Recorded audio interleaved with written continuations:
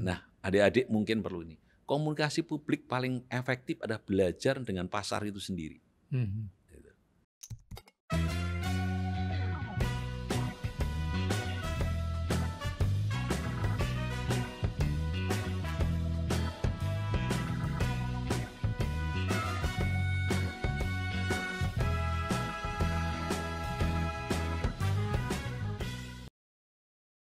Nah itu kembali tadi, Iya. kemudian keinginan Pak Joko untuk melanjutkan S3 itu triggernya apa waktu itu? Apakah betul-betul janji pada ibunda atau ada sebuah Betul. tuntutan gitu? Pertama-tama memang seperti itu, Pak. Pertama-tama memang bahwa saya harus jadi dokter. Tapi yang men-trigger saya memulai itu adalah kasus. Jadi kala itu, Pak, 2006 awal atau 2005 akhir itu saya dilantik oleh Pak Fuad Rahmani, oleh Bu Menteri Keuangan, ini ditunjuk sebagai Kepala Biro Pengelolaan Investasi di Bapepam. Itu memang membawai manajer investasi dan mengawasin program maupun dana-dana untuk reksadana. Di tahun 2006 itu saya masuk krisis, Pak. Oh iya. Jadi dimulai 2005 krisis di bidang itu. Jadi krisis di tempat yang saya pimpin itu, di reksadana. Waktu itu krisis terjadi, istilahnya apa ya? Jadi reksadana waktu itu industri itu anjlok. Dari yang tadinya dana kelolaan itu 114 triliun dikelola oleh di reksadana itu, Pak, anjlok jadi 26 triliun. Bapak bisa bayangkan semua investor protesnya seperti apa. Iya. Saat itulah saya diposisikan untuk menggantikan pimpinan sebelumnya. Gitu. Pimpinan sebelumnya ada senior saya itu, yang juga di Kemenkeu, Pak. Dulu sebelumnya siapa, Pak? Pak Freddy Saragih. Oh, Mr. Jadi Freddy beliau, Saragih. jadi saya menggantikan beliau. Jadi saya ingat pertama kali diajak Pak Fuad masuk ke DPR itu, Pak, memimpin pertama kali. Dan itu tadinya saya di TI-nya, Pak. Teknologi informasinya ya. Okay. Masuk pertama kali itu di Komisi 11, di atas itu investor semua, Pak. Saya masuk itu, begitu disebutkan bahwa saya itu adalah kepala biro yang membawai reksadana, gitu kira-kira. Baru, mereka nggak tahu kan saya baru. Saya itu dilemparin dari atas itu. Karena mereka kesel, nilai ininya turun semua, Pak. Iya. Jadi waktu itu saya mendapatkan ujian pertama itu, saya baru realize, ini enggak mudah menghadapin publik, kira-kira. Tapi publik itu yang kehilangan duit soalnya itu. Betul. Dan walaupun ada salahnya salah dia sendiri kan. Betul. Nah, challenge-nya adalah saya betul-betul baru menghadapi ini. Apa yang misalnya? Nah, ya alhamdulillah Pak Fuad juga sangat terbuka, Bu Menteri juga sangat memberikan support untuk bagaimana pemulihan ini. Solusi saya adalah waktu itu kolaboratif dengan pasar. Saya undang seluruh pelaku itu, Pak, untuk kita bersama-sama mencari solution, kira-kira gitu di tahun itu, Pak, di masa itu tadi. Dan bersama-sama mereka itulah kemudian kita menyampaikan ke publik, kita belajar bagaimana komunikasi dengan publik. Mulai itu saya membangun bagaimana komunikasi dengan publik, saya belajar dari itu. Nah, adik-adik mungkin perlu ini. Komunikasi publik paling efektif adalah belajar dengan pasar itu sendiri. Iya. Itu yang saya dapat di dalam pelajaran krisis itu, Pak. Saya hidup dari krisis ke krisis itu. Dan alhamdulillah dengan cara melaksanakan seperti itu, Pak, 2006 itu, Pak, dalam waktu singkat 1,5 tahun uang itu pulih, Pak. Karena saya belajar dari pelaku itu sendiri, solusinya seperti apa. Gitu. Waktu itu kita mengeluarkan aturan untuk menahan itu jangan dijual. Dan akhirnya semuanya ditahan dulu, sehingga demand akhirnya naik. Jadi mulai pulih dan waktu 1,5 tahun itu menjadi pulih. Tapi yang mungkin perlu menarik Yang pengalaman saya kayak itu Pak, kenapa itu membuat saya harus belajar ilmu lebih tinggi lagi saat itu adalah karena pada saat itu ketika turun menjadi sangat dalam seperti itu Pak, banyak investor-investor, kurang bapak-bapak, ibu-ibu yang sudah sepuh itu ada yang sampai dia itu stroke. Dan itu datang ke kami Pak, sifatnya itu bukan hanya 1, 2 Pak, ratusan gitu, tiap hari harus ada. Ini mungkin pelajaran bagi adik-adik, jangan menghindar ketika ada komplain masyarakat ke kita. Hadapin saja. Sampaikan dengan niat baik kita, apa yang kita rasa. Itu membuat mereka reda, mereka ikutin langkah kita. Ketika kita mampu menunjukkan langkah-langkah itu secara real, ini loh, dan mengajak mereka dalam komunikasi itu real, Cangkai. Itu membuat mereka mengikuti. Ayunan itu mempercepat itu selesai. 2007 akhirnya 2007 hampir pulih, 2008 pulih. 2008 terjadi persoalan lagi, Pak. Karena itu global yang 2008 ya. Betul. 2008 itulah yang menerpa apa yang jangan Bu Menteri.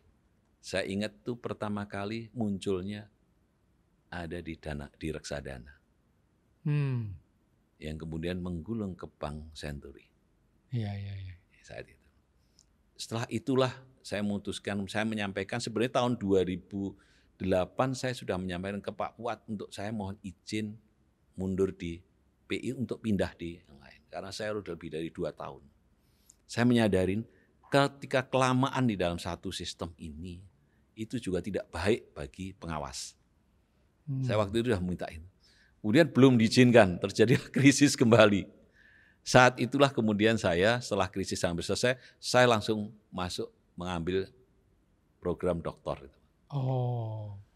Ya. Salah satunya memang untuk bisa menyampaikan, minta izin untuk agar saya bisa ditempatkan di posisi yang lain. Karena tempat itu pasti tempat yang sangat sibuk dan hektik sekali kan. Betul.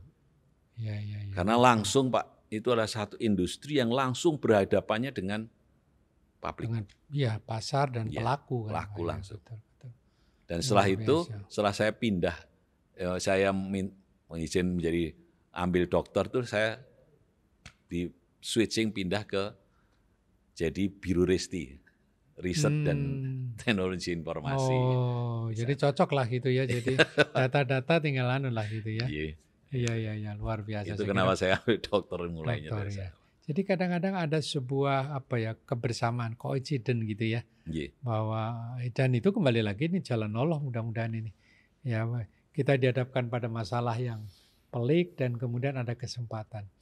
Tapi saya kira belajar pada saat bekerja itu kan tidak mudah Pak Joko ya. Dan saya kira ini juga dialami oleh beberapa adik-adik kita yang sekarang sedang berjuang meniti karir gitu ya. Dari pengalaman Pak Joko Pak ya, Pak Joko bekerja tapi kemudian menyisakan waktu juga untuk belajar. Bagaimana membuat sinergi supaya pekerjaan juga tetap terlaksana dengan baik, tapi belajar juga bisa sukses seperti Pak Joko. Gimana Pak? Iya. Ya mungkin seperti sampaikan, mungkin Bapak yang selalu Bapak juga sampaikan slogannya begini. Tidak ada sukses tanpa kerja keras. Tidak ada. Kalau mau mudah, kalau maunya mudah, ya jangan ambil yang sulit. Tetapi jangan berharap sukses itu bisa didapat. Kira-kira itu. Enggak gampang memang. Sangat sulit, apalagi menurut saya apalagi di UI itu. Iya. Itu memang luar biasa untuk kita harus, hampir setiap hari itu kita harus menyelesaikan beberapa makalah atau beberapa artikel yang harus kita selesaikan, kita harus tuangkan gitu loh. Dan harus kita paparkan, diskusikan di dalam tim itu, yang itu kita lakukan hampir tiap hari lah. Sementara tuntutan pekerjaan nggak bisa lepas. Nggak bisa berhenti juga. Nggak bisa berhenti. Iya. Bagaimana kita meluangkan itu, pinter-pinter kita yang harus mampu mengatur ke sana. Iya. Tapi itu intinya ada pada satu, menurut pengalaman saya, adalah teamwork. Bahwa kita mampu menggerakkan teamwork. Jadi ketika saya di sana memang tim saya banyak bergerak untuk menyelesaikan pekerjaan yang di kantor. Jadi beberapa hal yang strategik, isu yang kita pegang. Sehingga di sela-sela itu saya menyempatkan untuk menyelesaikan tugas di sekolah, di program ya. Teamwork yang menjadi ini. Saya kira ini bagian daripada faktor penting dari seorang leader adalah bahwa dia harus bisa memperbaharui dan meningkatkan pengetahuannya. Dan saya kira belajar secara formal itu merupakan ladang untuk meningkatkan pengalaman, ilmu, networking gitu ya. Yang walaupun itu pengorbanannya pasti waktu, pikiran, tenaga gitu ya. Dan harus bisa mengelola itu dengan baik. Nah, jadi waktu itu Pak Joko konsentrasi di S3-nya berkaitan dengan pasar modal atau berkaitan dengan apa? Ya, itu tadi Pak, karena pengalaman di pasar modal dan pengalaman saya di beberapa bisnis, saya juga waktu sebelum di pasar modal Pak, waktu masih staff itu saya juga punya beberapa bisnis untuk ini. Saya kolaborasi sama teman-teman di luar. Saya memang sangat tertarik pada persoalan strategik. Nah, saya konsentrasi saya di doktornya di strategik. Oke, cocok lah gitu ya. Oke, nah kemudian berarti kan Pak Joko selesai mendapat doktor dan perasaan puas saya kira ya bahwa sudah memenuhi janji pada ibunda kan gitu ya. Iya, alhamdulillah. Oke, nah kita kembali ke BLU dulu Pak ya. Jadi itu kan pada saat itu Pak Joko masih di BLU kan ya, S3 itu ya. Proses S3 itu kan saya masih di BLU tenaga Pak. pengkaji, ya, terus BLU, itu kan Pak. terus BLU.